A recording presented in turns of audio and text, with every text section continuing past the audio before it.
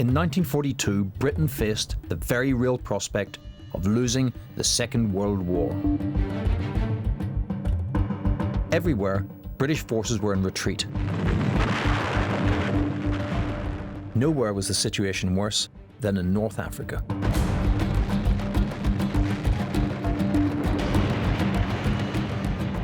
Forget what you've been told about Stalingrad being the turning point of the war. The turning point was here, in these desert sands. The men who fought here were the British and Commonwealth troops of the 8th Army, and the men who ultimately guided them to victory were soldiers from Ulster.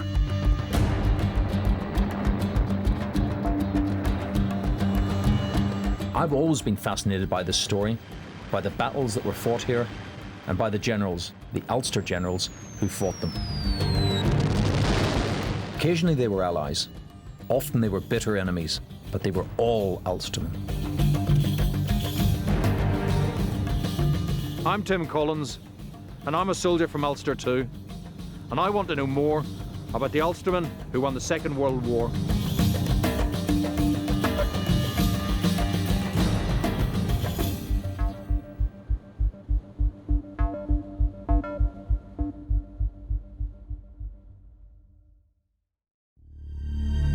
The desert is the purest theatre of war. For a soldier, there is no environment like this. It's flat, it's vast, the sun burns your eyes and melts the horizon. It's like a furnace during the day, and it's like a freezer at night. Soldiers of the British Army have been fighting in the desert for generations. A couple of years ago, I was one of them, fighting against Saddam Hussein's forces in Iraq.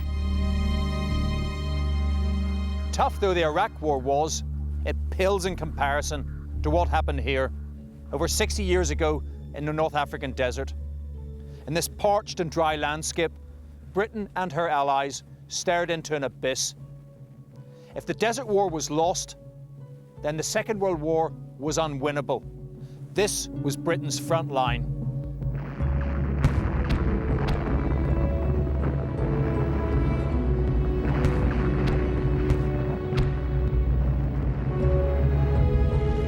By the early summer of 1941, British forces in North Africa were under attack.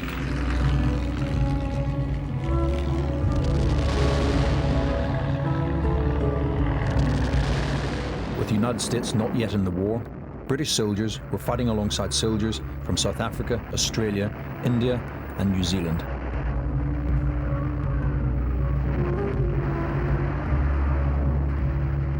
The German forces, under the command of General Erwin Rommel, were pushing towards Egypt.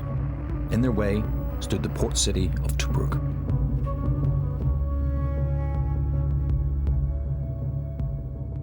Tobruk was vital for three reasons. First of all, it was a seaport into which supplies could be landed, men, ammunition, and above all fuel that would feed the offensive in the coming year. Secondly, it represented Britain's defiance. It was the mighty fortress that would not fall. It was Churchill's line in the sand to Hitler. And thirdly, and most importantly, it was the first step to Egypt. And this is why the Desert War was being fought, because what lay beyond Egypt was crucial to victory in the war. 400 miles east of Egypt is Iraq and Iran, and underneath Iraq and Iran is oil. And then, as now, no modern mechanized army can fight without oil. Rommel knew that if he could conquer Egypt, he'd be able to claim the oil fields of the Gulf for himself. The British war effort would be crippled, and the Axis powers would be able to feed their war machine indefinitely. The stakes in the desert could not be higher. Britain's commander-in-chief in the Middle East was General Sir Archibald Wavell.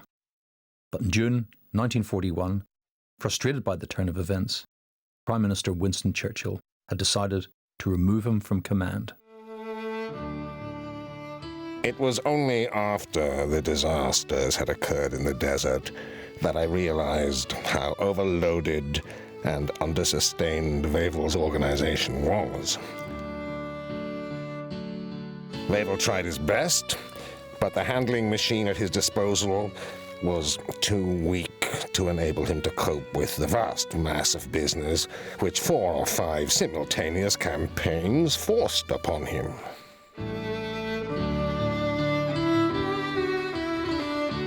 Churchill needed someone who could handle this huge and vital command. His choice as new Commander-in-Chief Middle East was Claude John Eyre Auchinleck. He arrived in Cairo via India, Norway, and Enniskillen.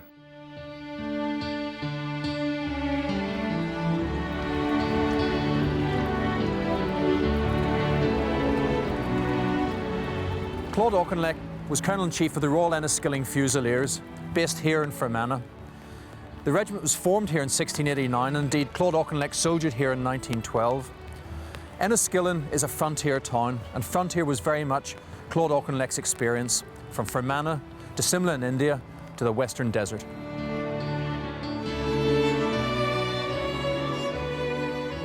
Claude Auchinleck's early life in Fermanagh had been tough. His father had died when he was just 8 years old, leaving the family impoverished. But the army offered Auchinleck a way out of poverty and out of Fermanagh. In 1904, he joined the British Indian Army, an organisation quite separate from the army at home. Auchinleck was a very decisive man, very strong personality. His disadvantage was that he was a soldier from the Indian Army, the British officer's Indian Army, and therefore he didn't really know as much about the home-based British Army as a British general would have done. He's a very experienced officer. He was known as a man of unshakable character, but he doesn't really know the officers and men of the British Army particularly well, because most of his service has actually been out in the Middle East and India. The outsider from Fermanagh now found himself at the centre of the most critical theatre of the war.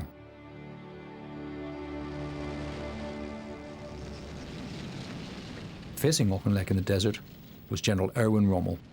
Rommel himself was a brilliant, instinctive soldier. He understood the possibilities that the desert offered a general who had the armour to back up his quick thinking. If you made a mistake facing Rommel, he would always punish that mistake severely. He was a true opportunist on the battlefield. He always seized opportunities wherever he saw them. Rommel was a gambler, an audacious strategist. He placed great faith in the value of speed, mobility and surprise. These tactics and this army were ideally suited to this theatre. But Rommel wasn't the only adversary Auchinleck had to worry about. Dealing with Winston Churchill took up almost as much of his time as Rommel did, and the Prime Minister was just as demanding. The main thing about Winston Churchill as a war leader is his enormous drive and energy. He's not really interested when generals come to him and explain all their difficulties. When he got involved in operations, in theatre operations, frankly his judgment was not good. He was very impulsive. The man at Churchill's side was General Alan Brooke, Chief of the Imperial General Staff, from Tobruk in County Fermanagh, the land of dreary spars, according to Churchill.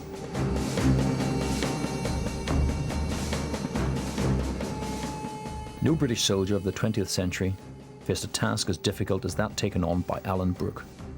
Every day for 4 years, he had the job of keeping Churchill's wilder impulses under control, while simultaneously devising a strategy for winning the war.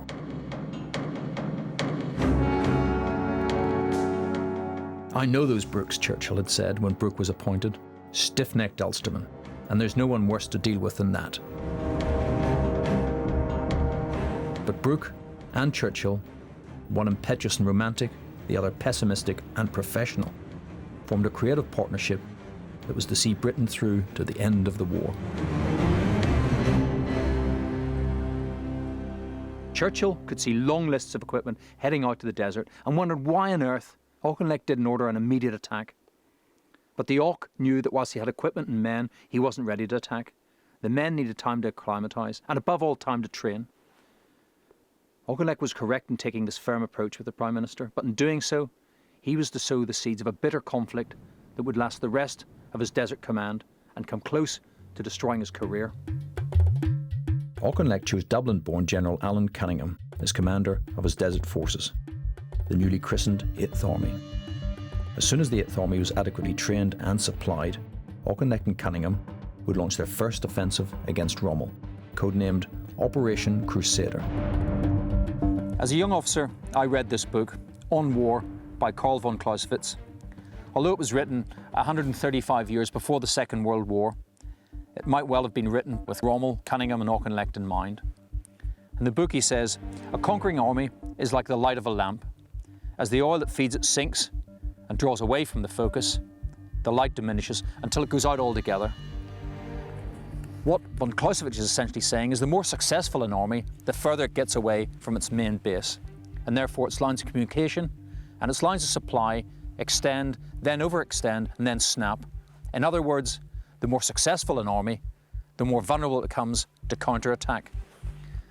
Here in this vast, flat, inhospitable terrain, von Clausewitz's theory becomes reality. And any general who's ever fought in the desert knows you're not just fighting your enemy, you're fighting the very desert itself. Cunningham's plan was simple. He wanted to engage Rommel in a decisive tank battle at Gazala, a small crossroads in the desert. After this had been won, British forces would sweep up the remains of Rommel's forces and relieve Tobruk.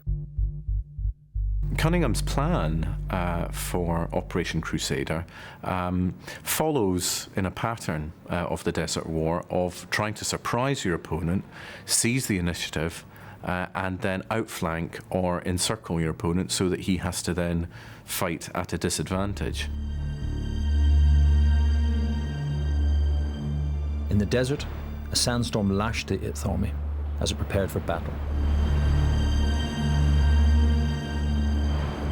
In London, Churchill, who had his offensive at last, was exultant. For the first time, British and Empire troops will meet the Germans with an ample supply of equipment in modern weapons of all kinds. The battle itself will affect the whole course of the war. Now is the time to strike the hardest blow yet struck for final victory, home, and freedom. The Desert Army may add a page to history which will rank with Blenheim and Waterloo. The eyes of all nations are upon you. All our hearts are with you. May God uphold the right. On the morning of the 18th of November 1941, the 8th Army rolled out towards Gazala. Operation Crusader had begun. In total, Allied forces amounted to 600 tanks and 100,000 men. They were steeled for an immense, decisive battle. But as so often happens in war, things didn't go exactly to plan. Instead of finding Rommel's divisions, they found nothing. The problem is that the place where Cunningham selects the decisive battle will be fought is, a mark on the map. There's nothing decisive about the place, Gazala. It's not actually far enough in to the Axis rear to force a reaction and force them to fight. So the 8th Army then has to sit down and think, well, what do we do now? Cunningham begins to try measures which will force a reaction from the Axis. The problem is that he sends rather than keeping his army together, he begins to send his armoured brigades off in different directions, which dissipates their energy and strength. This was a catastrophic strategy because now the 8th Army was thinly spread across a wide expanse of desert. And on the 22nd of November, Rommel, sensing that his opponent was weak and confused, decided that he would oblige Cunningham and fight.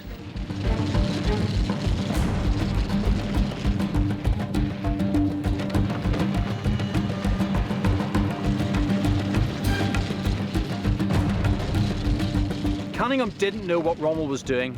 He was blind. In the desert theatre, a commander needs to be able to go over a plan like lightning and make a decision. At that time, British commanders weren't trained to do this. Rommel did it instinctively, and that's what set him apart from every other commander in North Africa. Rommel has to improvise a reaction to the British moves, which he doesn't fully understand. But of course, it's that kind of chaotic and confusing fight that Rommel excels in, because he can scent an opportunity on the battlefield and then take advantage of it. Cunningham, on the other hand, is confused by the chaos. As he watched Rommel's attack, he decides that the Germans are in fact retreating. In Cairo, the British triumphantly announced that Rommel was defeated. What actually happened here was completely different from what the British were telling the world, and from what Cunningham and Auchinleck themselves thought had happened.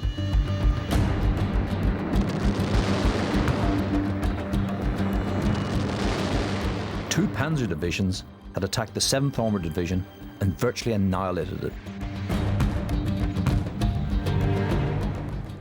And now, with Rommel in personal charge, the Germans had surrounded the remnants of the British 7th Armoured Brigade here at Sidi Rezegh Aerodrome, and they were intent on finishing the job.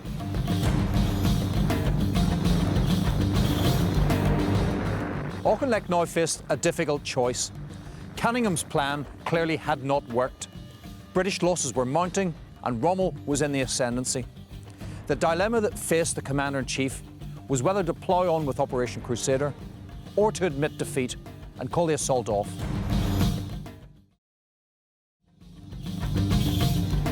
On the 23rd of November, Claude Auchinleck visited the beleaguered commander of the 8th Army.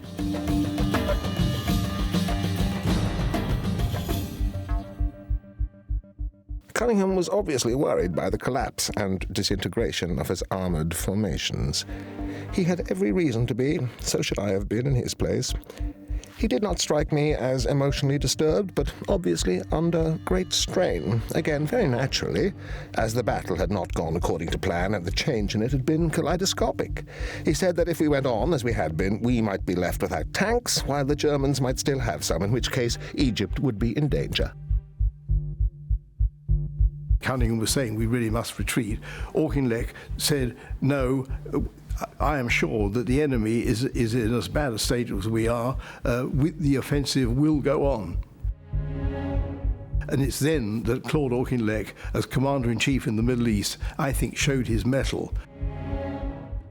One of the most important attributes for any commander in battle is perception, the unique ability to cut through the fog of war and to work out what the situation is with your troops on the ground and with the enemy. That evening, Alan Cunningham wasn't able to do this, but Auchinleck was. I thought Rommel was probably in as bad a shape as we were, and I ordered the offensive to continue. I certainly gambled. In fact, by going on, we might have lost all. Auchinleck's decision was a gamble worthy of Rommel himself, and it was the right decision. It was a decision based on a unique feel for this theatre of war and for his enemy and their strengths and tactics. He gives an example of a great commander's intuition, because there were these reports coming in that the 8th Army was down to about 20, 30 runners in the way of tanks, and it was his instinct, his professional instinct, that in fact the Germans were in as a bad case as we were. Auchinleck was right, but Rommel had sensed panic at the top of the 8th Army. He decided to call Cunningham's bluff and charge directly at his headquarters.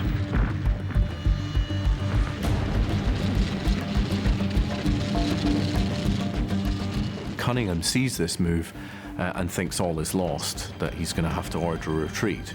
And it's Auchinleck who steps in and sees this. He realizes that this is actually a desperate last throw by his opposite number, by Rommel. So in that way, it's Auchinleck who finally perceives the Battle of Crusader, the battles of Operation Crusader, in the most clear light, and it's his determination to keep on, even when everything seems lost, that finally wins the day. As Rommel's tanks slowed to a stop, Auchinleck decided that Cunningham was no match for his German adversary. With the battle still unresolved, he decided to fire the commander of the 8th Army. Cunningham had fought for only 8 days.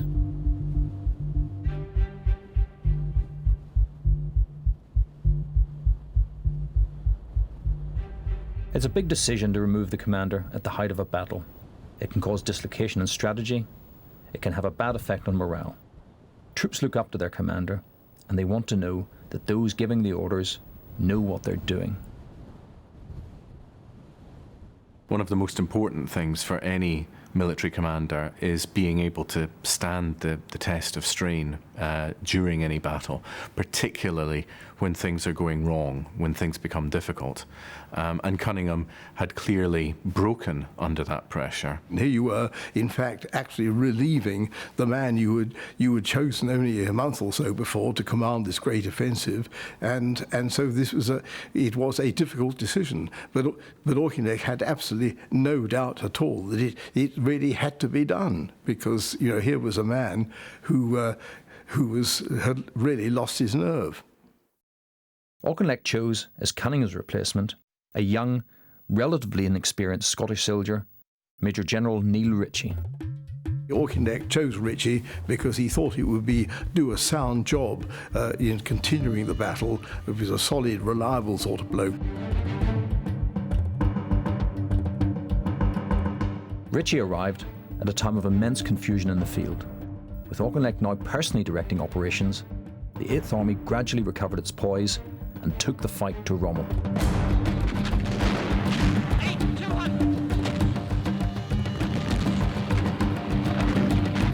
Realising his bluff hadn't worked and desperately low on fuel, Rommel decided that discretion was the better part of valour and retreated. The 8th Army had won its first victory.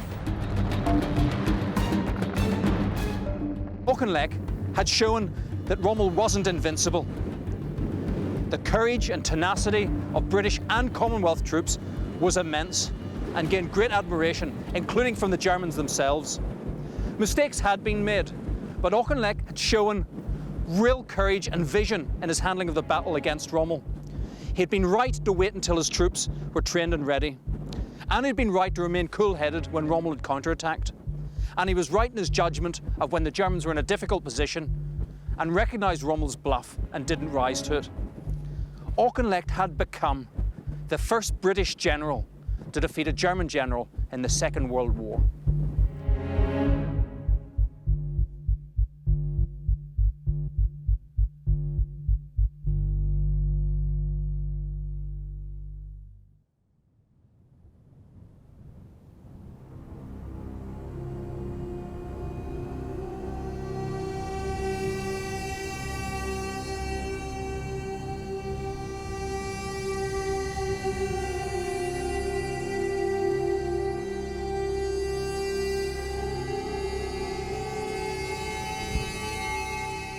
As 1942 dawned, Auchinleck decided to launch a quick offensive against Rommel in order to capitalise on the success of Crusader.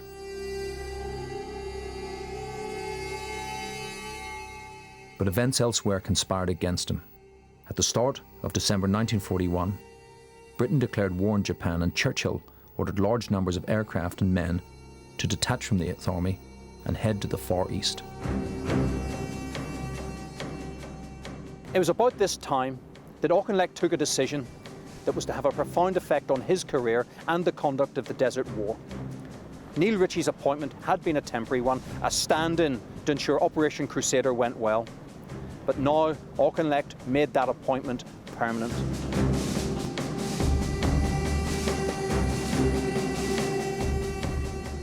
On the 21st of January, Rommel made his move.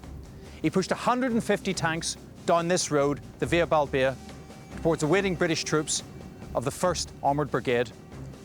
British defences were in total disarray. and fell back in front of Rommel's tanks. Rommel kept pushing his tanks on, even when they were running out of fuel. But such was the confusion in British lines, they kept retreating.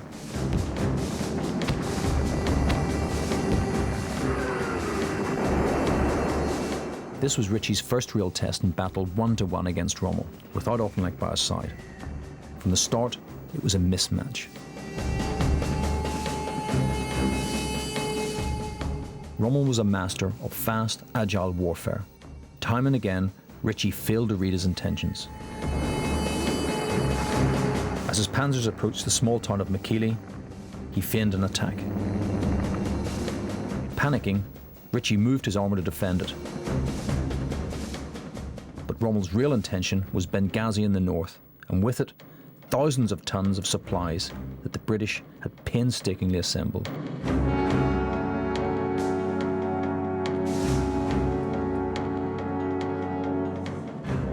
Benghazi fell so quickly that Rommel was in the town centre before the German High Command had even given him the permission to advance.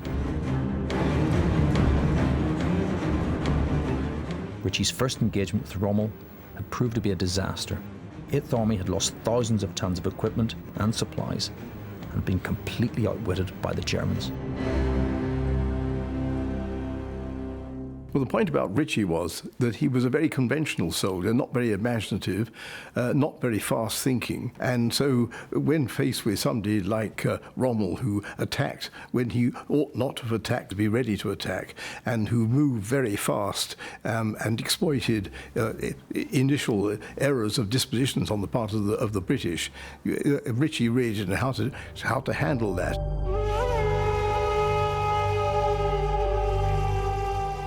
Ritchie's performance had put doubt in Auchinleck's mind about his suitability as a commander.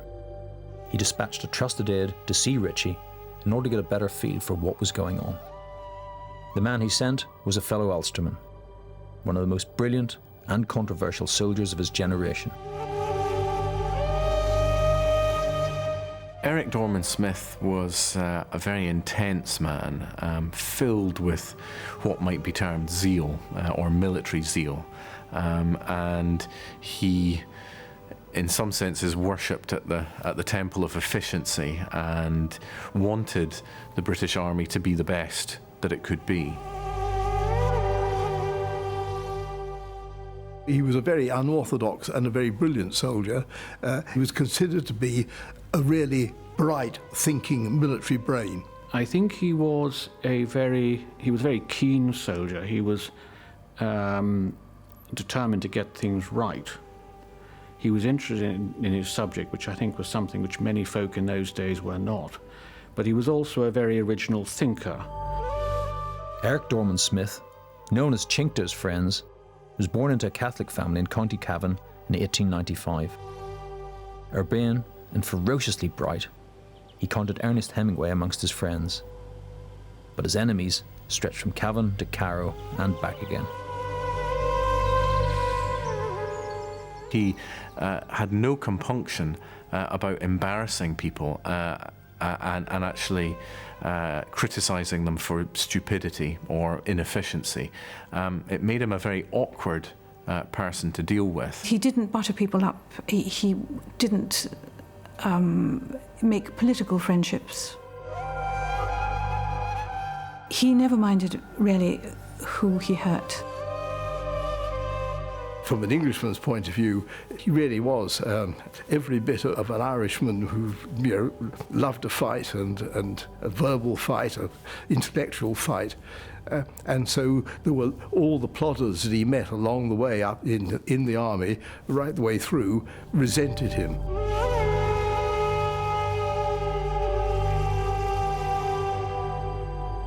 Dorman-Smith had been horrified at the way Ritchie was commanding the 8th Army. When he reported back to Auchinleck, he didn't mince his words. I am more than ever convinced that there must be radical and sweeping changes. I do see now why many things have gone wrong, and I have my ideas how they can be put right. Chink came back and recommended that Ritchie should be replaced. He quipped, the 8th Army is more like a club than a disciplined entity. I think Father's view of Ritchie was that he was too slow, too hidebound. If I can paraphrase A.A. Milne, I think he considered him a bear of very little brain indeed. And there was regret there as well. Because Chink was kind, and he was compassionate to people. It was only at the instance that they had men's lives in their hands that he judged them. Despite his own doubts, Auchinleck declined to take Dorman Smith's advice. Ritchie would stay in command, for now. It was in this empty wasteland that Ritchie set about reorganising his shaken army. But he fundamentally misunderstood what desert warfare is all about. It's a vast, empty place, ideal for an army that can act swiftly and decisively and change its plans quickly if necessary. It's much less than ideal for an army that's slow, that's rigid, and that's overcautious.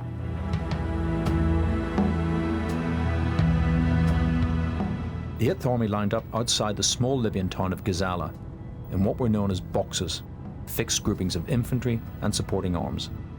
The idea was to create a strong line of defence. The problem, of course, is again all one of mobility, in that if you're fixed to a particular point in the desert, then yes, your position may be very formidable, it may be very difficult to attack, but more mobile troops can simply drive round behind the position and cut you off from any form of support. So eventually, that infantry box, if it's besieged, if it's surrounded, it will have run out of ammunition, it'll have run out of water, and there's really nothing that it can do apart from surrender. From London, Churchill was urging Auchinleck to strike back against Rommel. Auchinleck refused, arguing that the 8th Army needed more equipment and more time to train. But time was something that the 8th Army had run out of. On the 26th of May 1942, Rommel attacked.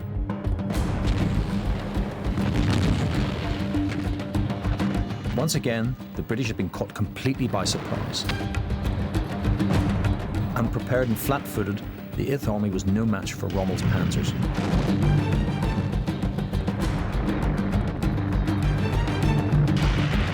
After defeating British forces at Bir Hakeim, Rommel turned north, towards Tobruk. But Rommel didn't have it all his own way. The road to Tobruk was blocked by 4 British divisions. And now Rommel had another problem. His plan had been bold enough to catch the British Army unawares, but also left him vulnerable and deep behind the 8th Army's lines. His supply lines were stretched, and he was running out of petrol.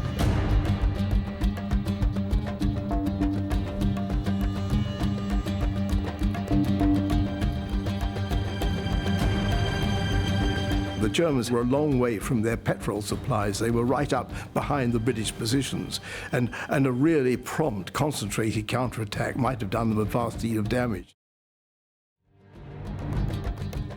The reason the 8th Army didn't strike was that its high command was at least 24 hours behind events. The fog of war, in this case you could say the dust and sand of war, had obscured Ritchie's view of what was happening on the battlefield. The contrast with Rommel couldn't be more acute. This was a general who led from the front, literally. He could grasp what was happening on the ground, and he could act on it quickly. On the 30th of May, Rommel led a supply train through the British lines and personally oversaw the resupply of his forces. This dangerous, audacious move is the kind of leadership that wins battles for generals. With Ritchie stranded 40 miles from the battle, Rommel had rescued a dangerous situation and was now ready to fight on.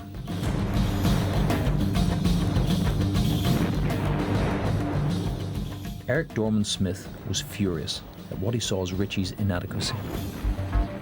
For 2 weeks now, victory has been within our grasp, yet we haven't achieved it. The fault lies in ourselves. Auchinleck may have to pay a high price for his loyalty to a man who, behind an imposing facade, is a very ordinary occupational soldier. With his tanks full of petrol again, Rommel made good his escape from under Ritchie's nose. Ritchie had passed up the chance to strike a fatal blow to his enemy and now compounded his mistake by convincing himself that he had Rommel on the run. But Rommel had no intention of running away from Ritchie.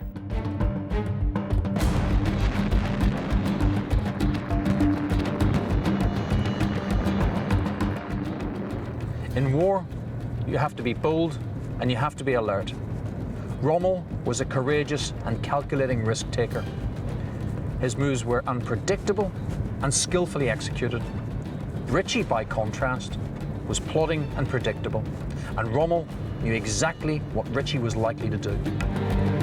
On the 5th of June, the 8th Army charged at Rommel with the intention of finishing off what they believed to be a weakened enemy. It was a desperate mistake.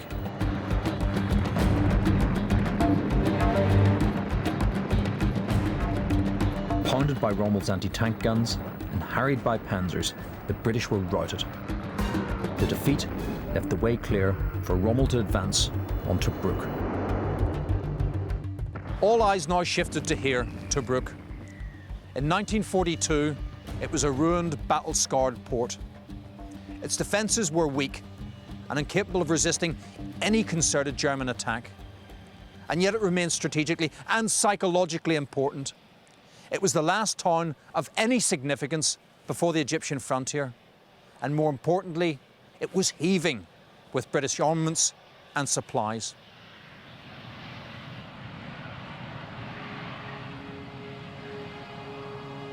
On the 14th of June, with the 8th Army in disarray, Winston Churchill sent a telegram to Auchinleck.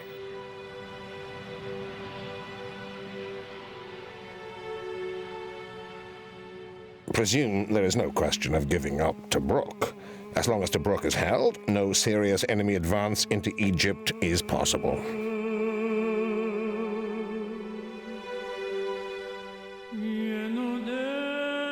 This wasn't what Auchinleck wanted to hear. He feared that Tobruk was now too weak to withstand Rommel, and that any battle here would result in an inevitable and catastrophic defeat. But Auchinleck had no choice but to obey Churchill's order to stand and fight. General Ritchie is putting into Tobruk what he considers an adequate force to hold it, even should it be temporarily isolated by the enemy. Basis of immediate future action by 8th Army is to use all available mobile forces to prevent enemy establishing itself east of Tobruk. On the 18th of June, Ritchie met with Dorman Smith and Auchinleck to discuss a way out of the crisis. Despite the desperate situation, Ritchie seemed calm and collected. There was a general optimism and belief that Rommel would take his time over Tobruk, and that we had leisure to rearm and regroup. Auchinleck was disturbed by this atmosphere. He thought it was not yet the moment to relax. Auchinleck was right to be worried. Rommel had no intention of slowing down now. As Ritchie was meeting with Auchinleck and Dorman Smith, Rommel's forces closed the noose around Tobruk. 2 days later, they went in for the kill.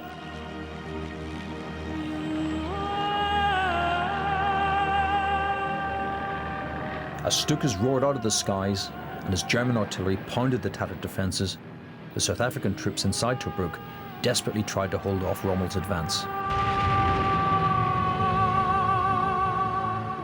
The rest of the 8th Army was already retreating across the border to Egypt.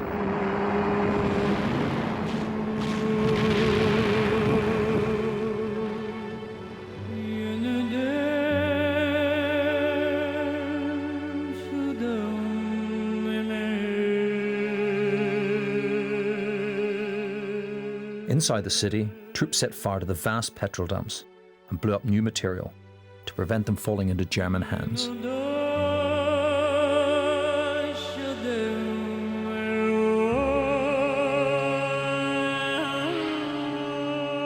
On the 20th of June, Tobruk fell. 33,000 troops were captured.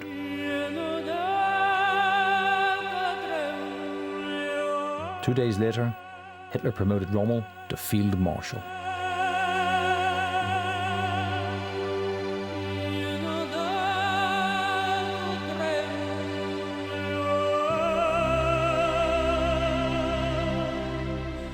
Churchill was meeting US President Franklin Roosevelt when news of the fall of Tobruk reached him.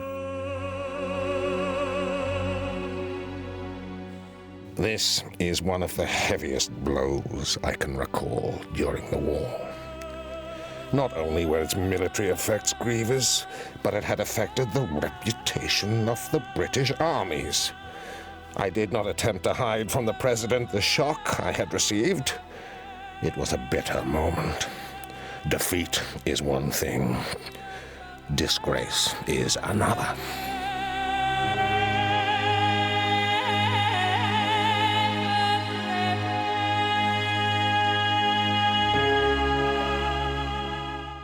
As Claude Auchinleck flew to Ritchie's headquarters, his offer of resignation was already on the Prime Minister's desk.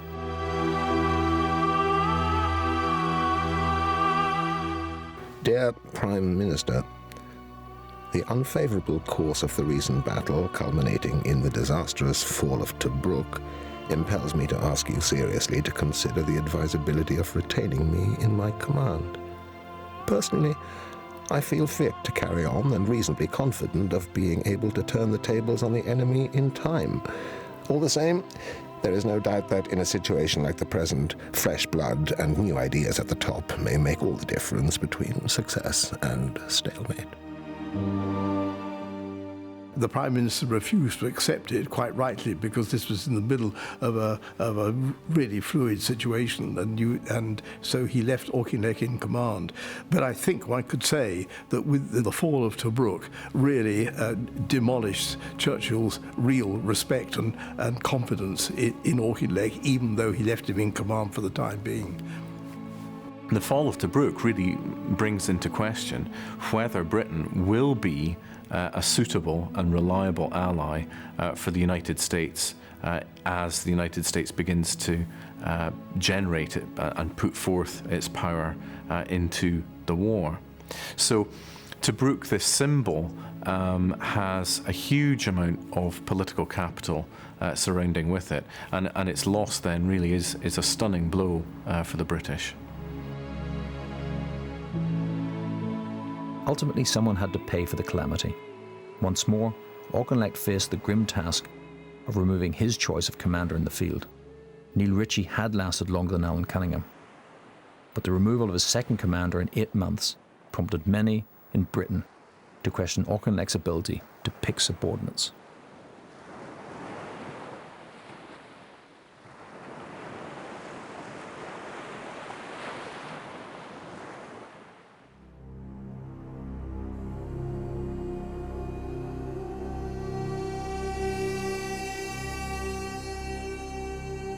Auchinleck now took personal charge of the 8th Army. In reality, there wasn't much to take charge of. He immediately ordered there should be no more fight-to-the-death battles like the one that proved so calamitous at Tobruk. It's no exaggeration to say if the 8th Army was defeated, the Second World War was lost.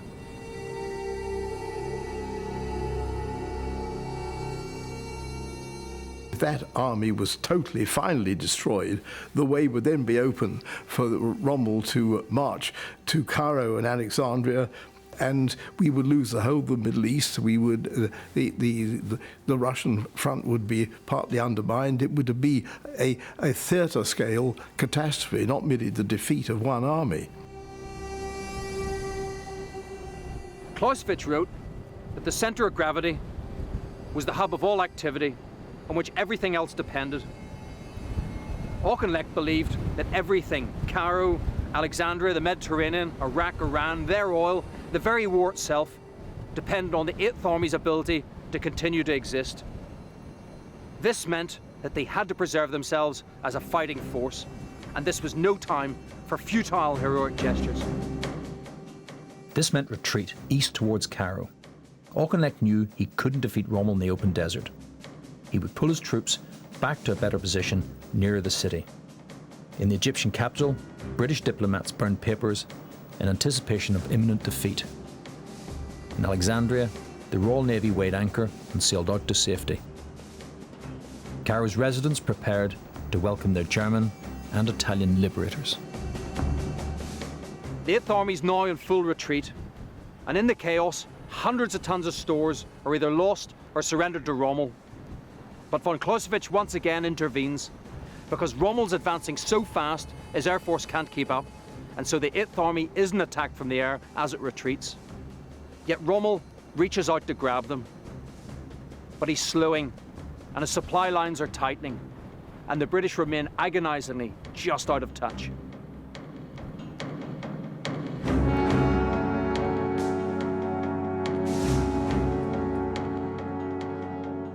On the 30th of June, Claude Auchinleck stood here on the Daba Road and watched the shattered remnants of his army stream past towards the Nile Delta.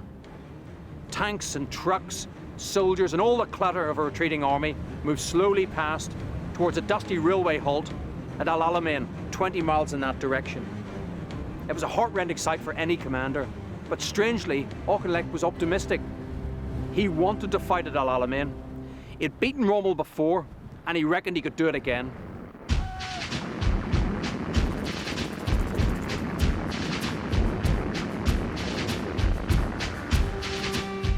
Auchinleck and Dorman Smith had analysed the collapse of the defence of Egypt. At the moment of greatest crisis, the two Ulster soldiers had sketched out a way to fight back, and El Alamein would be the place where they would make their stand. Dorman Smith wrote to his wife, Worse situations have been retrieved by bold and courageous action. We'll see what can be done, but it won't be very orthodox. You think I'm an incurable optimist. I do look on the bright side. One must. But I try to look at things objectively, as a military scientist. Auchinleck's orders to his men were belligerent. The enemy is stretching to his limit and thinks we are a broken army. He hopes to take Egypt by bluff. Show him where he gets off.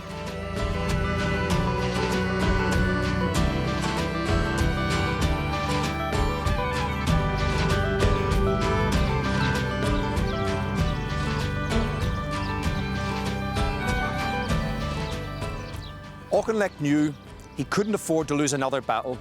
He realised the future of the entire war depended on what happened in this desert, indeed what happened at this dusty little rail halt. And on that score, he was entirely correct. However, it would be another Irishman, another Ulsterman, whose name would forever be linked with El Alamein.